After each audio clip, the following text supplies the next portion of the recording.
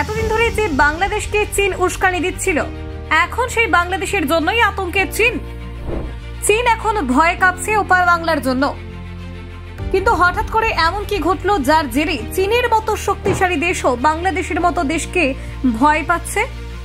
বিরাট ঘটনা ঘটে গেল যে চীন এখন আমেরিকার সঙ্গে শিয়ানে টক্কর দিচ্ছে। এখন সেই চীন কেন বাংলাদেশকে নিয়ে আতঙ্কে রয়েছে? কারণটা জানলে আশ্চর্য হয়ে যাবেন। দেখুন, জনসংখ্যার বিচারে পৃথিবীর প্রথম দুই দেশের মধ্যেই আসে চীন। আর সেই চীনের সরকারই নাকি বিবৃতি দিয়ে বলছে বিদেশি বউ কিনবেন না। চীনা সরকারের এহেন বিবৃতিতে বেশ চমকিত গোটা বিশ্বের মানুষ। কিন্তু কেন এমন বিবৃতি দিল চীনের সরকার? জনসংখ্যা কমাতে অনেক দিনই এক সন্তান নীতি নিয়েছিল চীন, আর এবার সেই নীতিই চীনকে তাড়া করেছে ভূতের মতো। চীনে ক্রমাগত বাড়ছে বয়স্কদের সংখ্যা, কমছে কর্মক্ষম তরুণ। এছাড়াও আরও একটা সমস্যার সম্মুখীন চীনের বর্তমান তরুণ প্রজন্ম। সেই দেশে লিঙ্গ পার্থক্য প্রবল। তথ্য বলছে প্রতি 1113 জন ছেলে, প্রতি মেয়ের সংখ্যা মাত্র 1000। ছেলে ও মেয়ের মধ্যে এই পার্থক্যটার সংখ্যায় 3,40,00,000-এর বেশি। ফলে সে দেশের একটা বড় সংখ্যক পুরুষ বিয়ের জন্য মেয়ে পাচ্ছে না। আবার সেই সব পুরুষদের হাতে টাকা নেই এমনটাও নয়।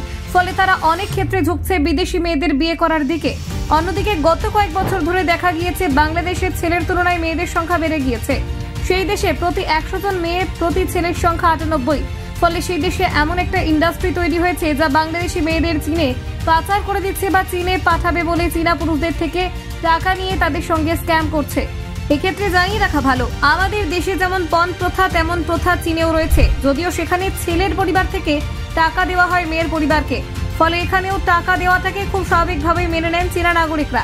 এই বিষয়টা যে শুধুমাত্র বাংলাদেশে সীমাবদ্ধ রয়েছে তেমনটা নয়, পাকিস্তান থেকে নারী পাচার হয়েছে চীনে। তথ্য এমনই বলছে। এক আন্তর্জাতিক সংবাদ সংস্থা বলছে এই ঘটনা যে শুধু ইদানিংকালে হয়েছে তা কিন্তু নয়। 2019 সালেও 600-র বেশি মেয়েকে পাকিস্তান থেকে চীনে পাচার করা হয়েছিল। তথ্য বলছে এই সময় চীনা নাগরিকদের থেকে 40,01 কোটি পাকিস্তানি টাকা নিয়েছিল দালালরা। আর সেই সব মেয়েদের পাচার করা হয়েছিল, তাদের পরিবারের হাতে গিয়েছিল মাত্র 2 লক্ষ পাকিস্তানি টাকা। আর এবার এত কিছুর মধ্যে বিদেশি বউ না কেনার নোটিশ জারি করলো চীনের সরকার। মানবাধিকার কমিশনের একটা রিপোর্ট বলছে শুধুমাত্র পাকিস্তান কিংবা বাংলাদেশ নয়, Cambodia, Laos, Indonesia, Myanmar, Nepal, উত্তর কোরিয়া ও ভিয়েতনাম থেকে নারী পাচার হয়েছে চীনে। বাংলাদেশে অবস্থিত চীনা দূতাবাসের তরফে বিজ্ঞপ্তি জারি করে জানানো হয়েছে চীনা নাগরিকরা কোন রকম ব্যবসায়িক ও অবৈধ বিবাহের এজেন্টদের থেকে এড়িয়ে চলুন। সোশ্যাল মিডিয়ায় এই ধরনের প্রেমের জাল ছড়ানো রয়েছে, সতর্ক হন যাতে আর্থিক ও ব্যক্তিগত ক্ষতি এড়ানো যায়। যদিও কোনো নাগরিক এই ধরনের ফাঁদে পড়েন তাহলে দূতাবাসের সঙ্গে যোগাযোগ করুন। পাশাপাশি দূতাবাস আরও জানিয়েছে বাংলাদেশের আইনে এই ধরনের মানব পাচারের বিরুদ্ধে কড়া শাস্তির বিধান রয়েছে। ভুয়ো বিয়ে বা মানব পাচারের মতো ঘটনায় বাংলাদেশের আইন অনুযায়ী 7 বছর থেকে যাবজ্জীবন কারাদণ্ড, এমনকি ফাঁসিও হতে পারে। শুধু তাই নয়, বাংলাদেশের আইনি প্রক্রিয়া অত্যন্ত দীর্ঘ। ফলে গ্রেফতার হলে কয়েক মাস বা কয়েক বছর সময় লাগতে পারে।